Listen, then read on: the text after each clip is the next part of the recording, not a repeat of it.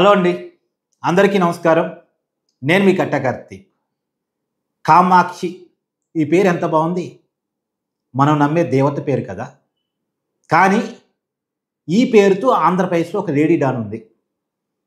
ప్రస్తుతం ఈ పేరు తెలుగు మీడియాలో సెన్సేషనల్గా కూడా మారింది. గతంలో లేడీ డాన్ అరుణ పేరు ఎలా మారిందో ఇప్పుడు ఈ అరవ కామాక్షి అనే పేరు కూడా అంతే వైరల్గా మారింది. ఈ ఇద్దరు కూడా నెల్లూరు జిల్లాలకు సంబంధించినటువంటి మహిళలే. నెల్లూరు జిల్లా కేంద్రంగా రకరకాల ఇల్లీగల్ వ్యాపారాలు చేస్తూ ప్రస్తుతమైతే ఈ అరవ కామాక్షి గంజాయి వ్యాపారం చేస్తాట. ఆమె నెల్లూరులో ఒక ఇంట్లో గంజాయిని యువతకు సప్లై చేస్తూ ఆ యువతని గంజాయికి బానిసలుగా చేసి అనేక నేరాలకి ఆ యువకుడు ద్వారా పాల్పడుతుందట. పెద్ద ఎత్తున డబ్బులు కూడబెట్టిందంట. ఆమెకి ఆ ఏరియాలోనే 5 ఇళ్ళు ఉన్నాయంట. అయితే ఆమెతో ఇల్లీగల్ వ్యాపారం చేస్తుంది అన్నది అక్కడ స్థానికులకు ఐడియా ఉంది, కానీ ఏం చేస్తుంది అన్న దాని మీద క్లారిటీ లేదట. ఆమెకి అక్కడ ఎవరితో కూడా పడదట. కానీ అక్కడ ఆమె యువతని గంజాయికి బానిసలుగా చేసి యువతని తన గ్రిప్లో పెట్టుకొని అనేక నేరాలకు పాల్పడుతుందంట. ఇటీవల కాలంలో ఒక సిపిఎం నాయకుడు పెంచలయ్య ఆమె చేస్తున్న గంజాయి వ్యాపారాన్ని క్వశ్చన్ చేసి బయటికి తీసి సమాజానికి చూపించే ప్రయత్నం చేశాడు. ఆమె నేర సామ్రాజ్యాన్ని బయటికి చూపించే ప్రయత్నం చేశాడు. గతంలోనే చేసే ప్రయత్నం చేస్తే అప్పుడు వైసీపీ అధికారంలో ఉంది, వైసీపీ నాయకులు ఆమెకు అండగా ఉన్నారు. కానీ ఇప్పుడు ప్రభుత్వం అంటే 2023లో ఆమె వైసీపీలో జాయిన్ అయిందట. గత ఎన్నికల్లో వైసీపీ కోసం పనిచేసింది కూడాట. అయితే వైసీపీ ఓడిపోయిన తర్వాత మళ్ళీ అంటే ఇలాంటి వ్యాపారం చేసే వాళ్ళు ఎవరు అధికారంలో వస్తే వాళ్ళతో మంచి సంబంధాలు మెయింటైన్ చేస్తూ ఉంటారు. తర్వాత నెల్లూరు రూరల్ ఎమ్మెల్యే కోటమిరెడ్డి శ్రీధర్రెడ్డిని కూడా కలిసిందంట. మరి ఆయనకి ఏమి ఈ చేస్తున్న వ్యాపారం తెలుసా లేదా నాకు తెలియదు, కానీ ఆయన కలిసిందంట. అంటే టీడీపీ సపోర్ట్ కూడా ఆమెకు కావాలి కదా, మరి అధికారం మారింది కదా, కలిసిందంట. అయితే సిపిఎం నాయకుడు పెంచలయ్య ఆమెకు సంబంధించినటువంటి గంజాయి వ్యాపారాన్ని దాని చాటున సాగుతున్న అక్రమాలన్నీ కూడా బయట తీయటం మొదలెట్టేశాడు. అందుకు ఆమె పెంచలేని చంపించిందంట. మామూలుగా ప్రాణాలు తెగించి పోరాడే దమ్ము కమ్యూనిస్టులకు మాత్రమే ఉంటుంది. అందులో సిపిఎం వాళ్ళకి ఎక్కువ ఉంటుంది. జనం కోసం ప్రాణాలు ఇవ్వటానికి ఏమాత్రం వెనకాడని నైజం వాళ్ళకు ఉంటుంది. స్వార్థం లేకుండా నిస్వార్థంగా దేశం కోసం, సమాజం కోసం, ప్రజల కోసం పోరాడే దమ్ము ఉంటుంది వాళ్ళకి. ఆ దమ్ముతో పెంచలయ్య పోరాటం చేశాడు.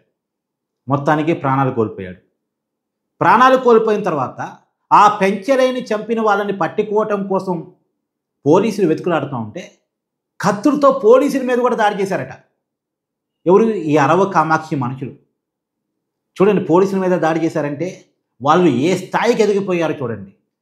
చివరికి పోలీసులు కాల్పులు జరిపి అప్పుడు వాళ్ళు కత్తులతో దాడి చేయటం, వీళ్ళు కాల్పులు జరపటంలో వాళ్ళ కత్తి దాడిలో పోలీస్ కానిస్టేబుల్ గాయపడ్డాడు.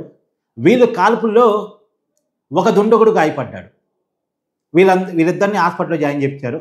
మొత్తంగా వాళ్ళందరినీ అదుపులో తీసుకున్నారు. తర్వాత వాళ్ళ వెనకాల ఉన్న ఈ అరవ కామాక్షిని కూడా పోలీసులు అరెస్ట్ చేశారు. ప్రస్తుతం ఆమె జైలు జీవితాన్ని గడుపుతూ ఉంది.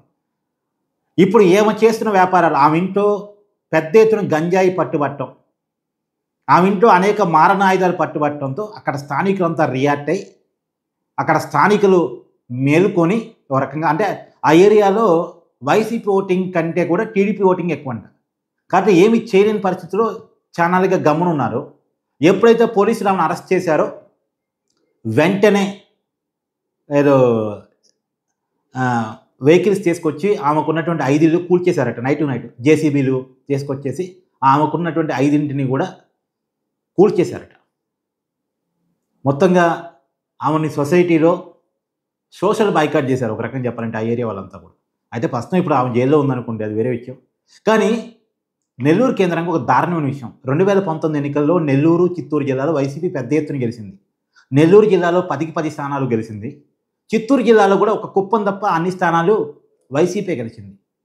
మొత్తం వాళ్ళ సామ్రాజ్యాన్ని విస్తరించుకొని ఇంకెవరికి మాట్లాడే అవకాశం లేకుండా ఇట్లాంటి నేరస్తులందరినీ కూడా వెనకాలండి అవకాశం ఇచ్చింది.